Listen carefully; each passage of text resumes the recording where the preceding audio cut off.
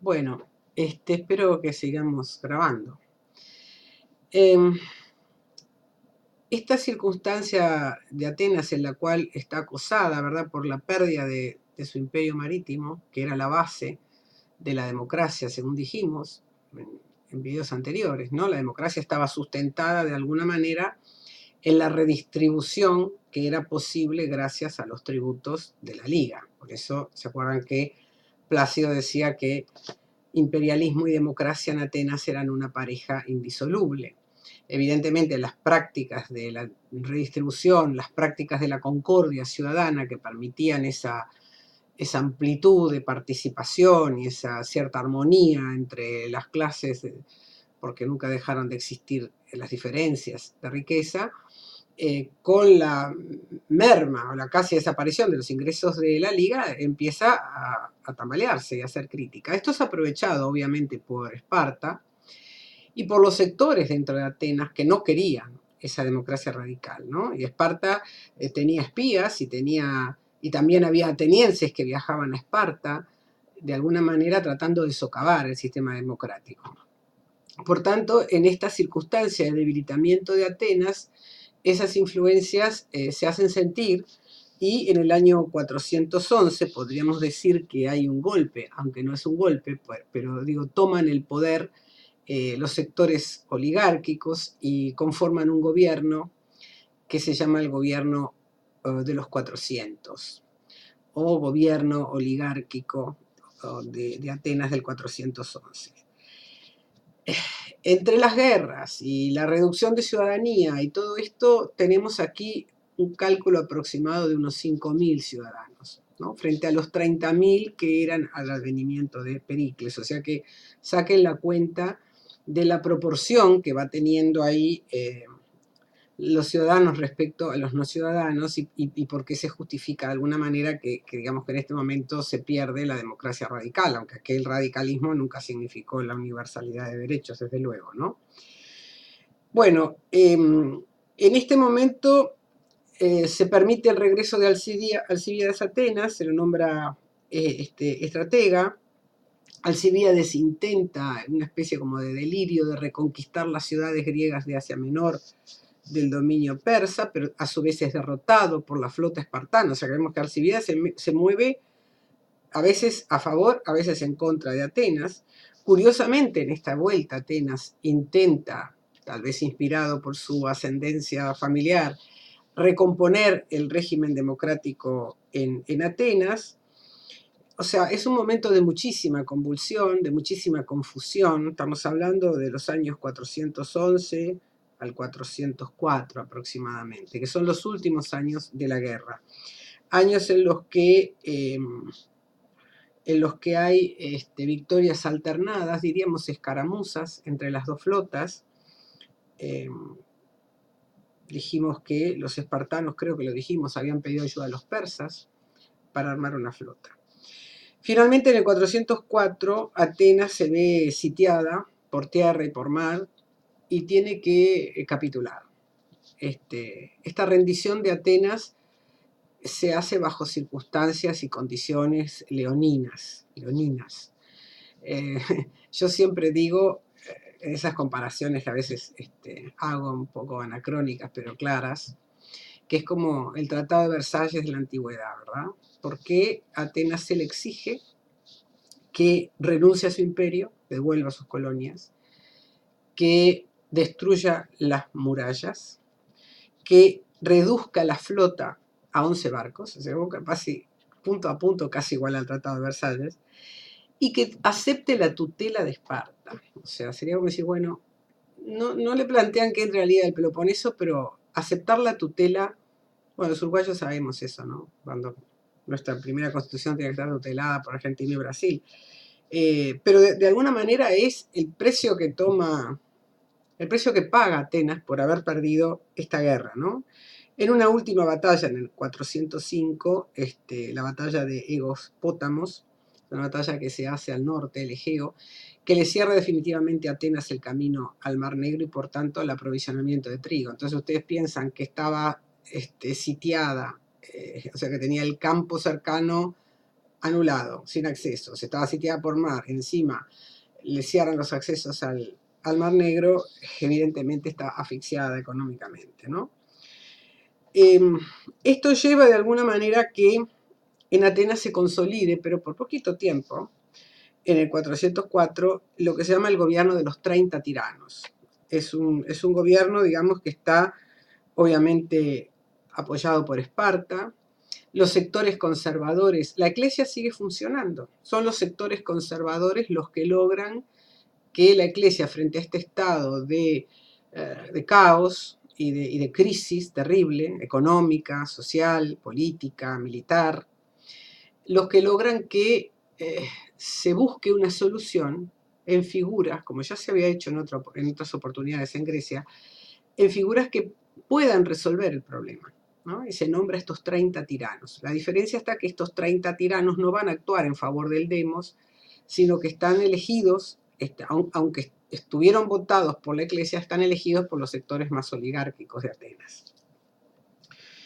Este periodo de los 30 tiranos fue tremendo porque hubo confiscaciones, exilios, persecuciones de todo tipo, de los elementos más partidarios de la democracia ateniense.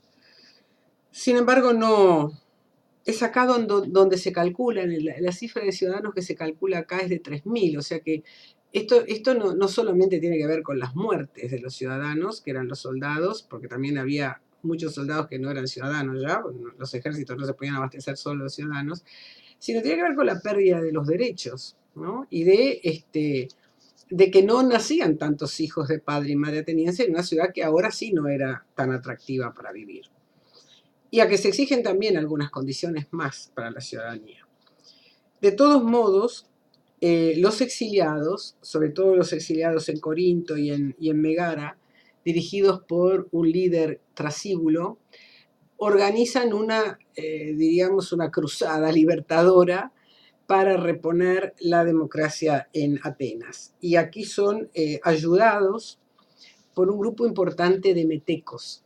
Metecos que muchos de ellos, como eran dedicados al comercio, evidentemente estaban seriamente afectados por la crisis y que apoyan este movimiento de recuperación de la democracia y a cambio de eso muchas veces ganan derechos de ciudadanía, derechos políticos. Entonces, hacia el 403 se reinstala la democracia en Atenas.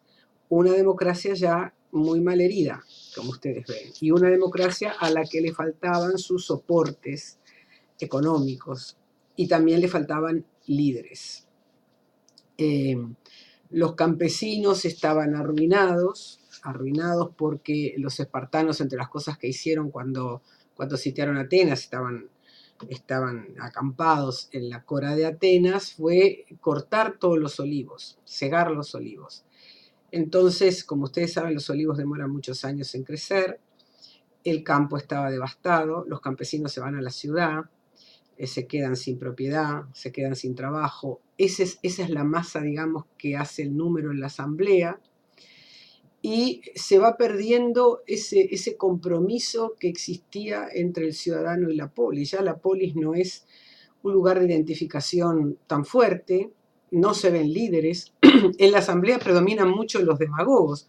Justamente la palabra demagogo es aquel que conduce al pueblo. No siempre lo conduce con argumentos limpios. Muchas veces son argumentos que obedecen a intereses sectoriales o hasta individuales, educados por los sofistas, que como ustedes saben eran capaces de hacer discursos convincentes más allá de que fueran verdaderos, y por lo tanto esa situación de Atenas termina por romper la concordia y termina por romper la relación o el compromiso que había entre el ciudadano y la polis, debilitando sustancialmente el régimen democrático, aunque formalmente se mantenga. Si abrimos un poquito el foco a otras ciudades griegas, esto también parece expandirse como una especie de epidemia, ¿no?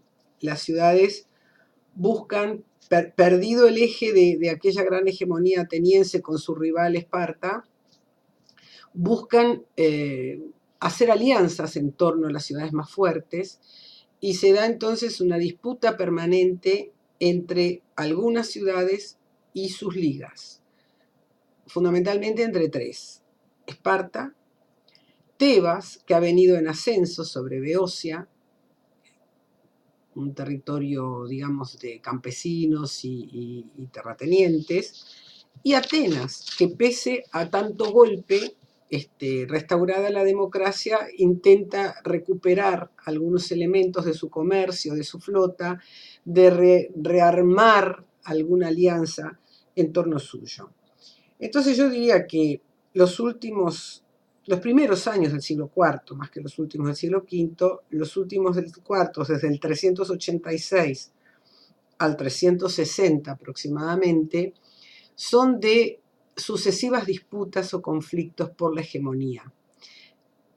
Esas tres cabezas de liga, Esparta frente a la Liga del Peloponeso, Atenas frente a la Segunda Confederación Ateniense y Tebas frente a la Liga Beocia, intentan lograr hegemonías, pero regionales. Ninguna tiene la fuerza suficiente para emerger sobre las otras y consolidar un Estado territorial centralizado en absoluto. Y lo que van a hacer al revés es cambiar de aliados. En algunos momentos, por ejemplo, en el 386 hay una coalición contra Esparta, en la que se suman las fuerzas de Atenas, de Tebas, de Corinto, se llama la guerra de Corinto, Atenas, Tebas, Corinto y Esparta, y persas.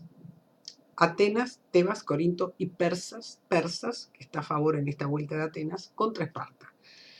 De esa coalición, digamos que termina con un famoso tratado que se conoce vulgarmente como la Paz del Rey, sale el imperio persa se retira temporariamente de las aspiraciones de intervenir en Grecia y retoma las ciudades de Asia Menor bajo su influencia. El ascenso de Tebas, a su vez, en el 379, promueve la alianza de Atenas y Esparta contra Tebas. Y finalmente, el renacimiento de Atenas logra, con el apoyo de Tebas, ir contra Esparta. O sea, estamos en un tema de permanente movilidad de las ligas. Por ejemplo, parte de la fuerza que tuvo Tebas en Grecia fue lograr provocar la rebelión de los mesenios contra Esparta. Entonces, evidentemente, para Esparta eso era el golpe mortal. Entonces, se da esta permanente inestabilidad en la que Grecia no logra, no encuentra ni un equilibrio de hegemonías, ni alianzas duraderas. Persia, en un momento o en otro, influye, aprovechando esta discordia entre las ciudades griegas. Persia a veces interviene militarmente, pero generalmente interviene financiando rebeliones, financiando a uno u otro de los bandos de la guerra, ¿no? Se hablaba del oro persa como un elemento de disolución. Esto lo que va a favorecer, evidentemente, son las pretensiones del rey de Macedonia, un territorio al norte de la Grecia balcánica. Obviamente todo esto tiene que ser acompañado por ustedes por mapas, si no se puede entender. Macedonia era una monarquía agraria, una monarquía tradicional, vinculada de alguna manera a los griegos, pero los griegos no lo consideraban griegos, los llamaban bárbaros, entre otras cosas porque vivían bajo un régimen monárquico. Pero lo cierto es que Filipo II, el rey de Macedonia, había logrado importantes cambios en el ejército, en la táctica militar, y tenía ambiciones expansionistas sobre Grecia y sobre el Ponto, sobre todo. Ustedes conocerán las innovaciones militares, la formación en falange, las lanzas largas, la zariza, las torres de asalto, o sea, toda una serie de innovaciones militares que pueden leer en los libros, que conjuntamente con un número importante de efectivos terminan por hacer de la supremacía militar de Macedonia una amenaza para los griegos. Bueno, la expansión de Macedonia comienza, por supuesto, invadiendo los territorios más próximos al suyo, Anfípolis, que era una colonia importante en la zona de acceso en el norte del Egeo, en la zona de acceso al Ponto, después Tracia, van bajando, ¿verdad?, hacia Beocia, y finalmente vencen a los tebanos y a los atenienses en la batalla de Queronea en el año 338. En este tiempo, entre el 357 y el 338, esos 20 años en que se procesa el expansionismo macedónico paralelamente a esta inestabilidad de las ligas de las polis griegas, se da un periodo muy interesante desde el punto de vista cultural y de la historia política, de reflexión acerca de la viabilidad de las polis como estados autónomos. Mal que por bien no venga, ¿no? A esta crisis tremenda del sistema democrático y del sistema de la polis autónomo debemos alguna de las obras más importantes de análisis político, que es una de las características del siglo IV griego. Y paro y sigo en otro video.